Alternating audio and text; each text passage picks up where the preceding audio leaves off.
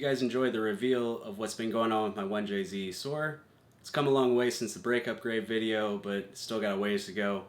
So some of the stuff I've lost the footage for or just don't have footage for in general.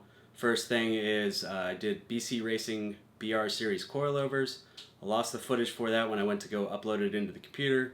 However, I'm going to go ahead and remake that one with showing you what to unbolt, what sizes they are, and an easier method than trying to take off the upper control arm bolt and the washer bottle on the SC300 or the Soarer.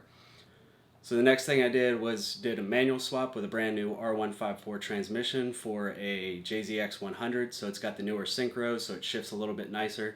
Did a ACT 6-puck race clutch and coupled that with a Tomei 2-way diff to get rid of the old open diff setup. We swapped out the old twins for a bigger single comp turbo 6265. Then we did BC 264 cams with HKS cam gears, Greddy timing belt, redid all the seals in the engine bay, and added a Fluidampr pulley so that we don't have to worry about the old one spinning off while driving down the road. Some of these things will make it into future videos, and sadly a lot of the work doesn't have any footage because I had a shop do it. I had Sideways Performance do it.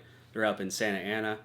Just couldn't wait any longer to post this video, even though it's a bit out of sync, so bear with me on the next couple of videos for Soarers, because it's parts you've actually seen now in this reveal video, but it's the how-to of how to put them on. If you want to see more on certain parts that were installed or have any questions, make sure you leave a comment below. And if you enjoyed the video, please hit that like button.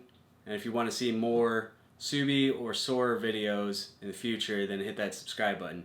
Hitting the notification bell wouldn't hurt either. The next video should be up in about a week or so. So until then, peace.